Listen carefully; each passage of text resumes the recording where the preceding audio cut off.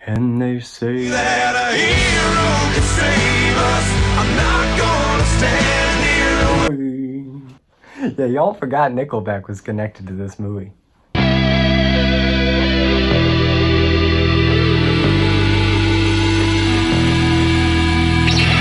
Spider-Man. So let me take it back all the way to 2002, before Iron Man, before the MCU, before Marvel became the household name that it is today. Superhero movies were very different back then. I will argue that this movie, Spider-Man, is the perfect halfway point between the superhero movies of the past, like your Superman, your Batman, and the way superhero movies are done now. We have Spider-Man, 2002, coming at you with a classic retelling of his origin, and incorporating the death of Gwen Stacy story arc. Now wait, hold on. I know what you're gonna say. They didn't do Death of Gwen Stacy. Gwen Stacy's not even a character in this movie. I know. But there is a lot in the Death of Gwen Stacy story arc that is present in this movie. And I'll get to what I think about how they handled it later, but really this is a movie where they combined Spider-Man's origin with a classic storyline to create the biggest blockbuster of that year. So in that way, it is a definite halfway point between the comic book movies of the past and comic book movies going forward. But enough backstory. Let's really talk about the movie itself. What do I think about it?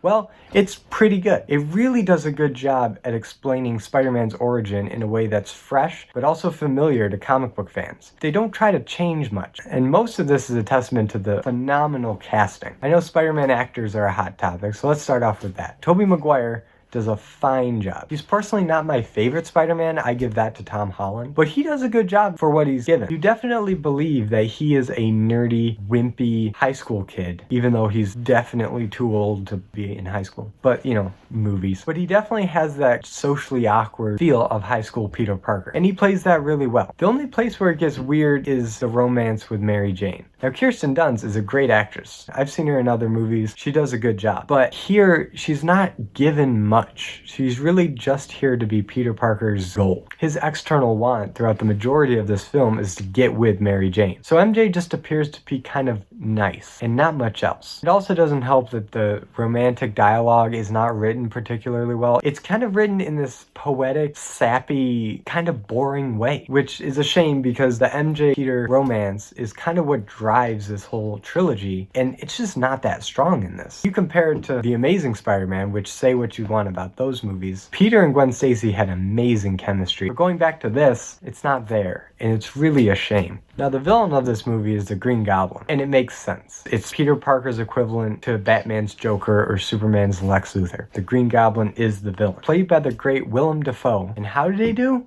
He kind of suffers from what I call the Danny DeVito syndrome. Now, when I say Danny DeVito syndrome, I'm referring to Batman Returns and Danny DeVito as the Penguin. And this is a case where you have the perfect actor at the perfect time in his career to play the perfect character, but one bad creative decision compromises the entire thing. And with Danny DeVito's Penguin, it was the decision to make him the psychopath that lives in the sewer and wants to kill all the firstborn sons of Gotham. And with Willem Dafoe's Green Goblin, the issue is in the design. I mean, look at this. It's not terrible, but it's really underwhelming, especially compared to the concept art that was made for the movie. Again, this design isn't terrible, and it doesn't totally ruin the character of the Green Goblin. Willem Dafoe is the perfect choice. I mean, just look at his face. He looks like a goblin. Obviously, he would do a good job. He's got the laugh, he's got that smile, he's got it all going for him. Really, the only downside is that he's in this plain green muscle suit and mask that has no emotion in it. To be fair, the best parts of that suit are when the eyes lift up and you can see his actual eyes. It's amazing how much gets across to the audience just through his eyes. And when I say perfect actors for the perfect character, the first one that comes to mind is the man J.K. Simmons as J. Jonah Jameson. There are very few comic book adaptations that get it this right. You've got Hugh Jackman's Wolverine, you've got Patrick Stewart's Professor Xavier, even Christopher Reeve's Superman is pretty darn close. But by far, the most perfect portrayal of any character is J. Jonah Jameson. He nails it 100%, and everyone knows this. He did such a good job that they even brought him back in the MCU to be J. Jonah Jameson because they knew they couldn't find a better actor to pull it off. But also James Franco's Harry Osborn. I wouldn't say he's a perfect translation because Harry was actually kind of a jerk in the comics for most of it and really wasn't close friends with Peter. But what they do with Harry in this movie is very interesting because they use him as a perfect foil for Peter Parker. Where Peter is super intelligent, has the love of Harry's father, Norman Osborn, Harry doesn't get any of that. And that really takes a toll on him. The one thing that he has that Peter doesn't have is Mary Jane. Harry makes a move early on and actually starts dating Mary Jane, and that persists for a good amount of the runtime. So while Harry in this movie is not a perfect translation like J. Jonah Jameson was, he is a big improvement on what he was in the comics. Let's not forget the nicest elderly couple you're ever gonna meet, Ma and Pa Kent. No, not them. The other ones, Aunt May and Uncle Ben. These two are so adorable and work so well with each other that you 100% believe Peter Parker grew up in a loving home, again, unlike Harry who grew up in a loveless home, and they do such a good job that it's really heartbreaking when Uncle Ben dies. Even though if you've read any comic ever, you know Uncle Ben has to die. But if it wasn't for Cliff Robertson's portrayal, it wouldn't hit as hard. Not every superhero needs a good origin story, especially if you're adapting it to the big screen. Here, they do it right. They do a really good job at adapting Stan Lee and Steve Ditko's original Spider-Man origin story. The first act of this is really strong. It has everything, from the introduction of Peter Parker as this wimpy nerd in high school, to him getting bit by a spider, to him trying out pro wrestling to get some money. Even the little scene in the hallway between Peter Parker and the guy who ripped off the box office is translated so perfectly from the comics that you swear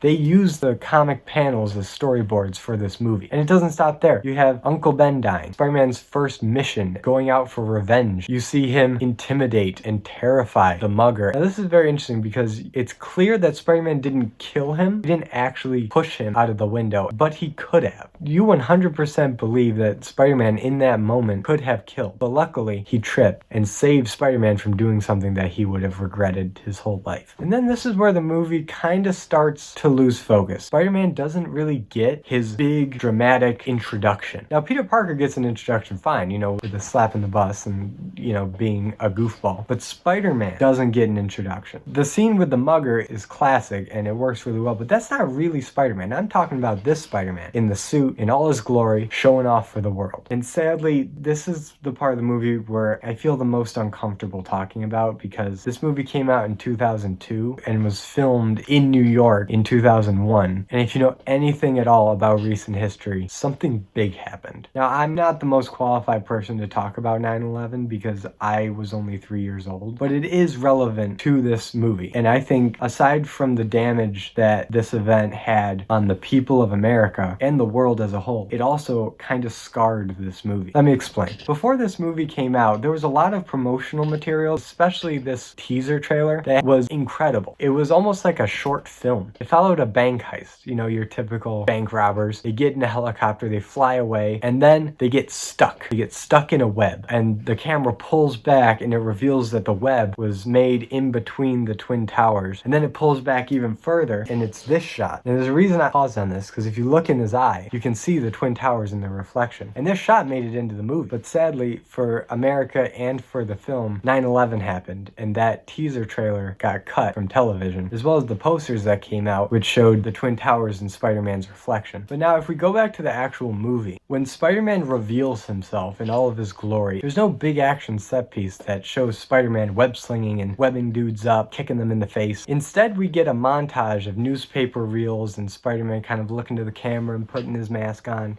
and some small-level crimes being committed, with not a lot of footage of Spider-Man. Now, I'm not the first person to think of this, but I agree with the theory that the helicopter bank heist that got webbed up between the Twin Towers was supposed to be that big action set piece, that big reveal of Spider-Man. But Spider-Man really didn't get anything, and I really do believe that that helicopter heist was meant to be his big reveal. But again, all we really ended up with was a small montage and this shot, which is an amazing shot, but it's the only shot of the Twin Towers in the entire movie. They actually went back and digitally removed the Twin Towers from the film to match the skyline of 2002 New York. Enough of the history, because once Spider-Man reveals himself, this is when we get into full-blown Death of Gwen Stacy story arc territory. And it's not just issue 121 that's referenced. There is so much classic Spider-Man Goblin story that is wedged into this movie that it's kind of messy, but it does help show the Green Goblin as the biggest threat that Peter has ever faced. There's a lot of small battles and talks with with the Green Goblin. And it seems like this is all building up to the actual Gwen Stacy scenes. And this is really blatant now that I watch it, because the Goblin kidnaps and knocks out Mary Jane instead of Gwen Stacy on the Brooklyn Bridge and is about to throw her off. Now, this is the part where I have mixed feelings about how they handle the death of Gwen Stacy. On the one hand, I like it because it uses an iconic storyline, but also kind of tweaks it for the story that it's telling, and it shows the menace and the danger that is the Green Goblin. Because nowhere else in comics has the Green Goblin ever gotten under Peter Parker's skin so deeply than when Gwen Stacy died. So this is a great setup. There's some really good dramatic tension, but what happens is MJ doesn't die, which kind of leaves the entire set piece underwhelming. Now, I understand why they didn't want to kill off MJ, because she's the love interest. She's a pretty big name. If they want to make sequels, they gotta keep her. But at the same time, it doesn't make for as interesting a story, because the death of Gwen Stacy is such a famous Spider-Man story, not because Gwen Stacy died, but because of what Spider-Man did afterwards. Spider-Man in the story lost his mind. He was so consumed with vengeance that he was going to murder the Green Goblin. And I think it would have been really interesting if they had gone this route in the movie. If they had killed MJ and have Peter's lust for vengeance echo the lust for vengeance he had after Uncle Ben died. There's some good storytelling. And it's also made more interesting because the Green Goblin doesn't just have MJ in his grasp. He has a trolley full of kids in his other hand. And Spider-Man must make a choice to save MJ or save the children. And again, it would have been really heartbreaking, but dramatically really satisfying to see Peter have to make the choice between his personal desires and his responsibility to others, which again echoes with great power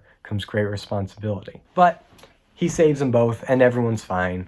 So there's that. And we go into our final confrontation with the Green Goblin. This end fight, combined with the origin story of the first act, is really why I do love this movie. This final fight, which heavily borrows from The Goblin's Last Stand, which is the issue that directly follows the death of Gwen Stacy. This is where Spider-Man is at his most enraged, and he is hunting down the Goblin with a vengeance. And this final fight does show that. You can tell that the Green Goblin really got to him, and Spider-Man just wants to end it. But it's not quite as good as the comic because he's not at the point where he would murder the Green Goblin, which means the Goblin really didn't push him as far as he could have, which is disappointing. But the fight scene is incredible. It's far more practical than the fight scenes previously. There's a lot less CGI. Every punch, kick, wall that comes down on them, board that breaks away beneath their feet, it's all real and it's very intense. And then the ending of the fight, where the Green Goblin is up against a wall, he begs for his life, activates the glider to try to kill Spider-Man. Spider-Man does a flip, dodges, and then it actually impales him in the junk, not in the chest like in the comics, and he dies. So do the proud men die, crucified, not on a cross of gold, but on a stake of humble tin. And this leads me to the point of this video, because it is the perfect bridge between the superhero movies of old and the Marvel Cinematic Universe style movies of today. Because before Spider-Man, nobody had really attempted to tell a complex comic book story arc in movie form. Superman, Batman, Blade, X-Men, they had all created their own storylines. Yes, they used the origin stories from the comics, and the best of them had followed it pretty closely. But as for complex comic book adventures, once they're in the suit and established, it's never been done before. And I'm not saying Spider-Man did it perfectly. There were some big missteps. But after Spider-Man, comic book movies became a lot more adventurous. X-Men 2 tried to tackle God Loves, Man Kills. Spider-Man 3 tried to do the symbiote story arc. And I'm not saying they all did a great job, but they were trying. They were trying to find a way to incorporate complex stories in with comic book movies. And Spider-Man, to the best of my knowledge, was the first one to do that. And it did Spider-Man justice in a time when that wasn't a sure thing. Are there things that I would change personally? Of course. But as a story, as telling a Spider-Man story, it's really strong. You just got to give it some grace along the way. So I want to know, comment below, what is your favorite live action Spider-Man? I really want to know. Everyone seems to have their favorite. For me, it's Tom Holland. He's the youngest, he's the most quippy, and brings a lot of fun energy to the role. But I also see the value in some of the others. So really, I want to know, what's your favorite? And as always, be sure to click like and subscribe for more content and that notification bell to be notified every time I upload a video. I'm Colby, this was my nerdy talk, and I'll see you in the next video.